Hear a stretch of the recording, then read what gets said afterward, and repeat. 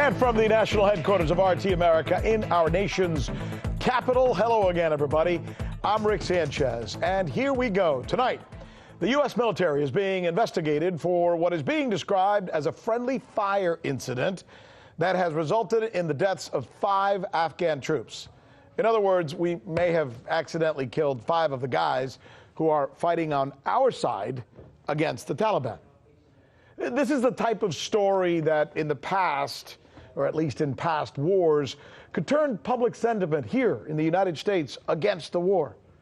In other words, when it gets to the point where we can't tell the good guys from the bad guys, maybe time to pack up and leave, right? Of course, that would presuppose that Americans were actually paying attention to this war, which they're not, because it's really not even in the news, except maybe from time to time here on this newscast and a few others like it. So here's what apparently happened, okay?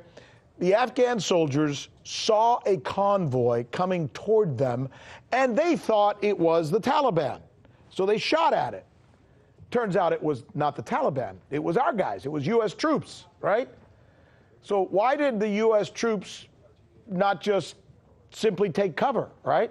Rather than calling in for a giant aerial bombing that wiped out these Afghan soldiers? Good question.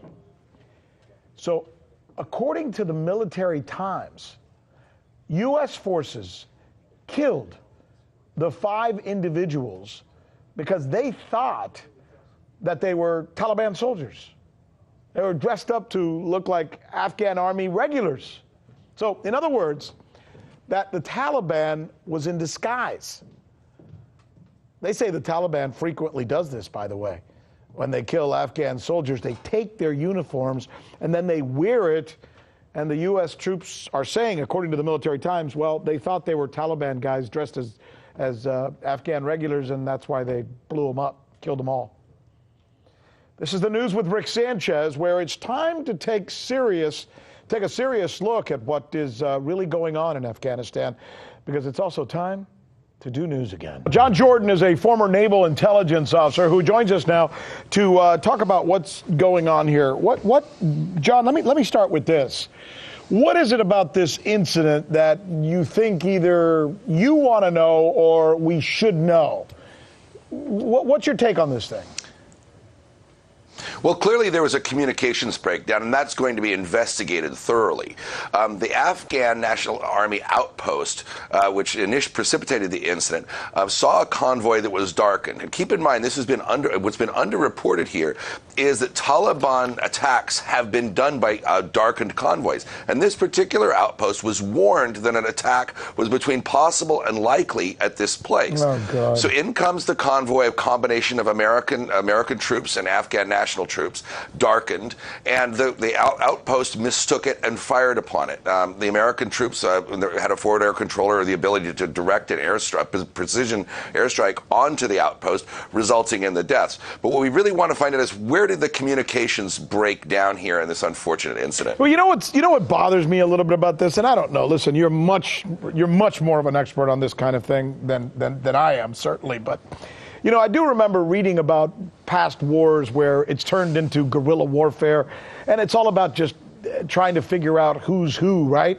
So in this story, as you have just articulated, it seemed like the Afghan soldiers thought that the U.S. guys were the Taliban, right? And the U.S. guys thought that the Afghan regulars were the Taliban. And there's this giant confusion like we used to have in like places like Vietnam, where nobody knows who's who. And that just sounds like something that is hard to control, John. I mean, I guess what I'm trying to get at is, how are we ever going to win this thing if 18 years later we still don't know who's who? Well, first of all, Rick, friendly fire incidents are not new. We had them in the Gulf War. We've had them in World War II, was the first time the air power was really used in war. It's not new, friendly fire incidents on both sides. I mean, the Germans had friendly fire incidents. The Japanese did. We did. It's not new. All war is horrible. And there are horrors that are kind of unique to each different type of war, whether it's the Revolutionary or the Civil War, where they didn't have medicine, they had to saw off limbs, or in this case, where you have some confusion as to which side is on. But guerrilla guerrilla warfare, asymmetric warfare isn't new. That's a fair point. You really do. You make a great point with that. But let me come back at you now with this. One of the ways that you win these types of wars of attrition is eventually you get the people in the country that you're supposedly democratizing on your side. Seems to me that one of the reasons for these miscommunications in cases like this is because we've tried to win over the hearts and minds of the people of Afghanistan, but I just don't think we've done a very good job of it. Or maybe it's just not even possible, John. Well, first of all, you raise a great question, and it makes me proud to be on your show regularly. An underreported story that hasn't been talked about at all is a meeting in Doha, Qatar, which concluded about 2 days ago. This is direct talks between the U.S. and the Taliban, and a breakthrough was made. I mean, I'm talking, this is like Monday that this happened. Wow. With regard to a timetable, a draft of an agreement for a timetable with U.S. troop withdrawals and assurances and protocols to ensure that Afghanistan isn't used by a terrorist base again. This is phase one. Phase two is direct talks between the parties in Afghanistan for a grand bargain. But this meeting in Qatar wasn't even talked about, but even the head of the Taliban, as well as the U.S. representative, are saying very optimistic things about how this meeting went and the path forward. John Jordan, making news right here on The News with Rick Sanchez. It's what we do. Thank you, John Jordan. Appreciate it. My pleasure. I'm Rick Sanchez. You found us on YouTube, and that's awesome. But you know what? I'm also live every night at 7 and 8 p.m. Eastern on DirecTV and Dish and cable and satellite, the RT app, and Pluto TV. I'll see you there.